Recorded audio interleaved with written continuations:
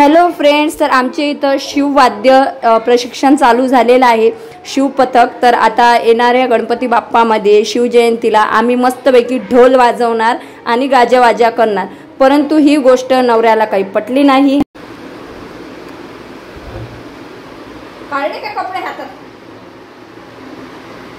आली काय तुम्हाला कारंजाची आठवण? कुठे चालले कपडे पिपडे काढून? चाललो नाही, कपडे धुई गाड्या टाकून आलो। आणि नवऱ्याला कितीही गोष्ट पटली नाही आणि त्याने घरात कितीही आदळ उपट करू द्या, मी तेच करत असते जे मला करायचं आहे, कारण मी कशाला बंधनात राहू ग, मीच माझ्या रूपाची राणी ग। तर आज आम्ही मस्तपैकी ढोल वाद्य शिकलेलं आहे, ते व्हिडिओमध्ये बघा कसं आणि कशा पद्धतीने। श्री स्वामी समर्थ, जय जय Swami Samarth. Shri welcome back to my channel Mohini Hazare. कसे आहे तुम्ही? आय होप तुम्ही मस्त आणि मजेत असणार आहे। तर छत्रपती शिवाजी महाराज यांचं शिवपथक आमच्या इथं रुजू झालेलं आहे, म्हणजेच की ते आता आम्हाला प्रशिक्षण देणार आहे ढोल वाजवण्याचं। आणि येणाऱ्या शिवजयंतीला, त्याच्यानंतर गणपती बाप्पा आणि काय म्हणतो आपण देवीच्या वेळेससुद्धा आम्ही मस्तपैकी ढोल वाजवणार आहे आणि गाजणार पण आहे, कारण गर्दीतून वेगळं होऊन जेव्हा आपण काहीतरी करतो ना तेव्हाच आपली चर्चा होत असते। तर आता इथं ही जी शाळा आहे ना, ही तुम्हाला सांगते ही माझी शाळा आहे, म्हणजे सरस्वती विद्यालय आकोट, ज्या शाळेत मी 1ली ते 10वी म्हणजे बालवाडी ते 10वीचं शिक्षण घेतलेलं होतं। तर सगळ्यात अगोदर ना आपल्याला ते ढोल कसा पकडायचा ते शिकवतात आणि ढोल पकडणं आलं पाहिजे, कारण त्यांचं असं म्हणणं आहे की तुम्हाला ढोल जिथं आहे तिथून उचलून मिरवणुकीमध्ये न्यायचा असेल तर मग प्रत्येकजण नाही नेऊ शकत ना, मग स्वतःचा ढोल स्वतःनेच नेता आला पाहिजे। म्हणून ते बघा इथं सगळ्यात अगोदर त्यांनी प्रशिक्षण दिलं की 2 बोटाने कशा पद्धतीने आपल्याला ढोल पकडायचा आहे आणि कशा पद्धतीने गोल फिरवून असा पाठीमागे घ्यायचा आहे। आता कसं आहे, ते जेंट्स लोक असतात ना, त्यामुळे ते इझिली आणि फास्ट करून घेतात, पण आपल्याला ते काहीच जमत नव्हतं। तर मुलीमधून ती एक मुलगी आणि मीच होतो। तर अशा पद्धतीने सगळ्यात अगोदर ते ढोल आहे ना तो पाठीवर घ्यावा लागतो आणि पाठीवर घेऊन पूर्ण 1 ते 2 वर्कआउट करायला लावला त्यांनी सगळ्यात अगोदर, की ढोल किती वजनाचा आहे ना हे तुम्हाला पाहायचं आहे। आणि ही जी बिल्डिंग आहे ना ही माझी शाळा आहे, आता ही बांधल्या गेलेली आहे। आम्ही जेव्हा होतो ना तेव्हा टिनाची होती बघा, या इथेच मी शिक्षण घेतलेलं आहे आणि खूप छान वाटत होतं की एवढ्या दिवसांना आपण आपल्या शाळेत आलेला आहो। आणि विशेष तुम्हाला सांगते की हे जे मी ढोल शिकणार आहे हे गणेशजीला सांगितलं होतं, पण कधीपासून जाणार आहे हे त्यांना माहितीच नव्हतं, हे त्यांच्यासाठी आजचं सरप्राईज होतं। तर स्वरा आणि स्वराजसुद्धा घरी होते आणि 6 वाजता आम्हाला बोलावलं होतं। मी म्हटलं चला सध्या शाळेला सुट्ट्या आहेत, स्वरा आणि स्वराज मस्तपैकी शाळेत खेळतील, आपण आपली प्रॅक्टिस करूया। तर इथं आता हे बघू शकता अशा पद्धतीने ढोल उचलून पूर्ण एक राऊंड मारलेला आहे आणि राऊंड मारणं झाल्यावर जिथं ढोल सर्वांचे होते ना तिथं आणून ठेवलेले आहेत। आता हे ढोल आणून ठेवल्यानंतर सुद्धा पुन्हा दुसऱ्या जागेवर न्यायचे होते आणि तिथं नेऊन आम्हाला वाजवायचे होते। तर इथं आता आणून ठेवलेले आहे, तुम्ही बघू शकता। पण स्वराज ना इकडं तिकडं भरपूर फिरत होता, माझं अर्ध लक्ष त्याच्याकडे होतं, अर्ध लक्ष माझ्याकडे होतं। आणि तुम्हाला सांगते की जेव्हा ढोल आपण बांधतो ना तेव्हा खूप इझिली आपण वाजवू शकतो, ही कला आहे फक्त बांधायची आणि वाजवायची, बाकी काहीच नाही। तर त्याच्यानंतर त्यांनी आम्हाला ढोल बांधण्याचं प्रशिक्षण दिलं की कशा पद्धतीने आपल्याला ढोल बांधायचा आहे। आता फायनली इथं तुम्ही बघू शकता, इथं मी ढोल बांधून घेतलेला आहे अशा पद्धतीने। बघा तो ढोल किती मोठा आणि मी केवढीशी दिसते बघा, परंतु हे सर्व खेळणं जे आपल्या कमरीवर दोरी असते ना या दोरीचा असतो। ही दोरी जेवढी तुम्ही घट्ट आणि फिट बांधसाल ना तेवढा तुमचा ढोल फिट आणि चांगला बसतो तुमच्या कमरेवर। तर सर्वांना त्यांनी प्रशिक्षण दिलं सगळ्यात अगोदर ढोल कसा बांधायचा, आणि ते बांधल्यानंतर त्यांनी ता ती धिंता असं म्हणजे त्यांनी आम्हाला शिकवलं आणि अशा पद्धतीने तुम्हाला ढोल वाजवायचा आहे ते सांगत होते। तर माझ्यासमोरची जी मुलगी होती ती सुद्धा माझ्यासारखी एकदम रोड वगैरे होती, तर ते सांगत होते की तुमच्याहून सुद्धा रोड मुली आहे किंवा कमी वयाच्या मुली आहेत ना त्यासुद्धा वाजवतात, तर तुम्ही का नाही वाजवू शकत? आणि तुम्हाला सांगते माझी ना खूप दिवसाची इच्छा होती, जेव्हा मी दुसऱ्या मुलींना ढोल वाजवताना बघत होते शिवजयंतीला वगैरे, तेव्हा मला पण मनात अशी इच्छा येत होती की बाबा कधी माझं स्वप्न पूर्ण होणार, कधी माझं स्वप्न पूर्ण, आणि आज देवाने माझं ते स्वप्न पूर्ण केलं।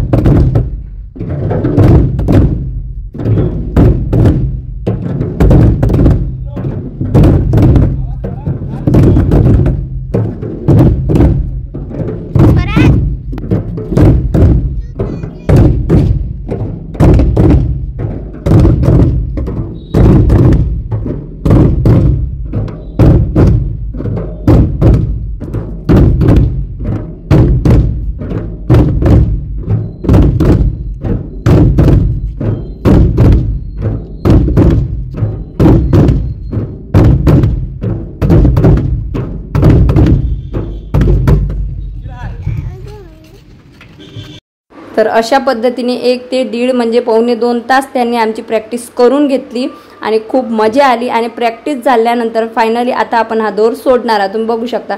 तर अशा पद्धतीने हा दोर आपल्याला इथं बांधलेला असतो आणि अशा आळ्या द्याव्या लागतात, 1 2 3 अशा आळ्या द्याव्या लागतात. त्या दोरीच्या आतून घ्यावा लागतो आणि एकाखाली एक आळी दिली की अशा पद्धतीने तो ढोल बांधलेला असतो. आता फायनली हा ढोल आपण सोडणार आहोत. बांधतानीचा शूट स्वराने घेतला नव्हता कारण ती स्वराजला घेऊन शॉपमध्ये गेली होती. तर आता सोडण्याचा शूट तिने घेतलेला आहे, तुम्ही बघू शकता. अशा पद्धतीने ढोल हा बांधलेला असतो. आणि चला, आज मला खूप छान आणि भारी वाटत आहे की शिक्षणाला वयाचं अट नसते. तुम्हाला जेव्हा जे शिकायचं आहे ना ते तुम्ही शिकू शकता. फक्त तुमचं धाडस पाहिजे किंवा तुमची इच्छा झाली पाहिजे की नाही मला हे शिकायचंच आहे, नाही मला हे करायचंच आहे, बरोबर.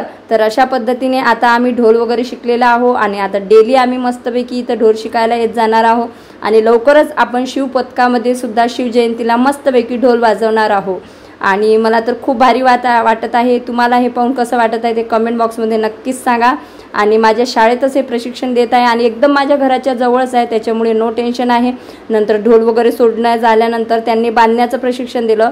जी बाहेर असते ना दोरी ते तशी आपल्याला आत बांधून पण ठेवायची असते. तर अशा पद्धतीने त्यांनी मला सांगितलं की अशा पद्धतीने तुम्हाला ही दोरी बांधून पण ठेवायची आहे. तर ते जे दादा होते ते प्रशिक्षण देत होते की अशी बांधा आणि नंतर मग जिथं ती दोरी पुरणार ना तिथं अशा पद्धतीने गाठ मारून टाका. तर आता भरपूर 8 वाजले होते आणि खूप असे हात पण दुखत होते.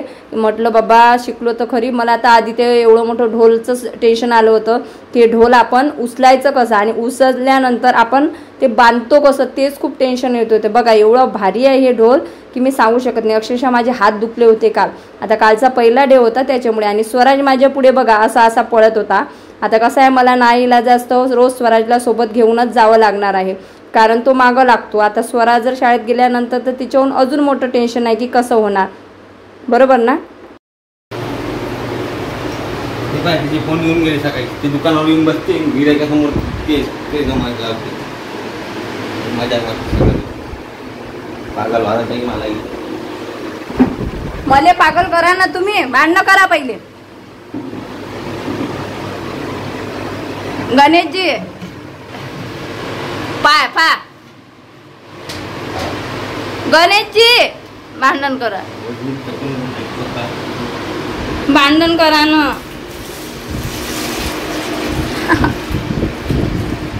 किती दिवस झाले आपण भांडण नाही केले.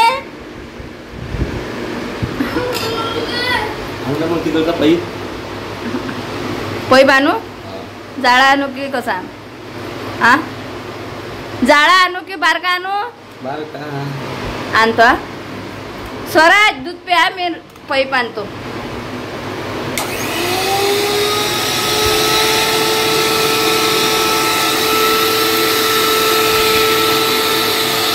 तर सकाळी ना मला गणेशजीला त्रास देणं एवढं आवडते ना की मी सांगू शकत नाही. त्यांना त्रास दिलं की मला खूप बरं वाटते कारण ते ना एकदम रागावतात, चिडतात, पण आधीसारखे भांडणं करत नाहीत. कितीही मी त्यांना त्रास दिला किंवा मी त्यांना काही बोलली ना, त्या दिवशी अक्षरशः आम्ही एकामेकांना लहान मुलांसारखं मारलं. तर माझ्या फ्रेंडचा फोन आला होता, ती म्हणे काय तुम्ही लहान लेकरासारखे भांडणं करता म्हणे. पण त्यांना पण करमत नाही, माझ्याशी भांडणं केल्याशिवाय त्यांना करमत नाही. जर घरून ते भांडणं करून नाही गेले ना तर तिथून शॉपवरून मला विनाकारण त्रास देतात किंवा काहीतरी असं बोलतात ज्याच्यामुळे वाद होतील. तर त्यांनी मला सांगितलं की काडी घेऊन ये, मग आपण भांडण करू. तर मी इथं काडी घेऊन आली. मी काय चुकीचं केलं तुम्ही सांगा बरं. ठाकूर ये हात मुझे दे ठाकूर. बंद करा ना ते. तेव्हापासून लावून ठेवलं, इतक्या वेळ फिरवा लागते काय. साखर तशीच होती, इलेक्ट्रिक बिल येऊन आलं ना.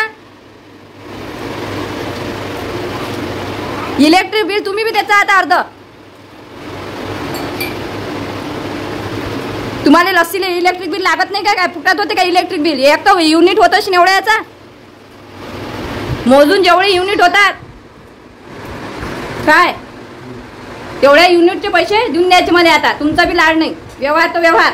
अरे पडीन बाळा, दूध प्या आधी, दूध प्या. समजलं काय.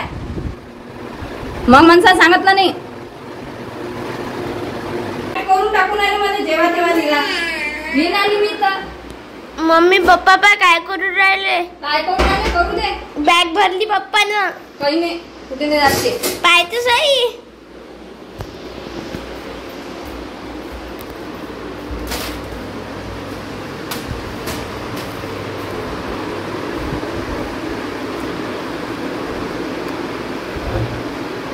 काढले का कपडे हातात? आली काय तुम्हाला कारंजाची आठवण? कुठे चालले कपडे पिपडे काढू? चाललो नाही, कपडे धुई घाल्या टाकून आलो. मग बॅग काय हातात घेतली?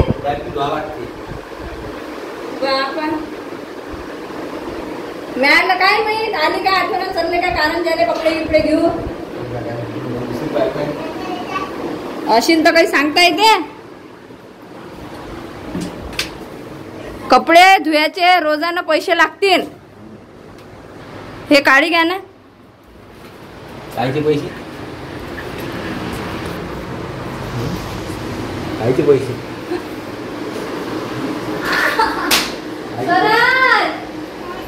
पप्पा मुझे मार रहे हैं. कायचे पैसे?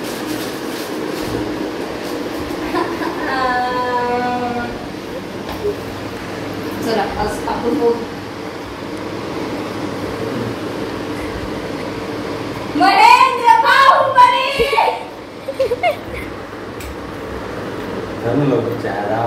महेंद्र बाहुबली की शी करती है.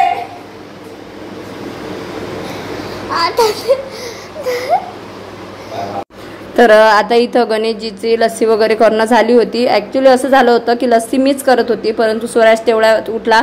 मग मी त्याला ब्रश वगैरे करून दिला आणि त्याला चहा म्हणजे दूध वगैरे दिलेलं आहे. आणि थोडंसं फिरवायचं बाकी होतं आणि नळ आले होते तर मी मशीन वगैरे लावायला गेली होती, त्याच्यामुळे मग उरलेली लस्सी गणेशजीने केली. तर गणेशजीला आता जायचं होतं. स्वरा पण उठली होती तर स्वरासाठी चहा केला, आमच्या तिघांसाठी चहा केला, थोडीशी हसी मजाक केली, भांडाभांडी केली आणि नंतर गणेशजीला शॉपवर पाठवून दिलं. तर आजचा ब्लॉग तुम्हाला कसा वाटला ते कमेंट बॉक्समध्ये नक्कीच सांगा. भेटूया आपण नेक्स्ट व्हिडिओमध्ये. आणि तुम्हाला माझं नवीन प्रशिक्षण, नवीन स्वप्न कसं वाटलं ते कमेंट बॉक्समध्ये नक्कीच सांगा. बाय बाय सर्वांना. श्री स्वामी समर्थ.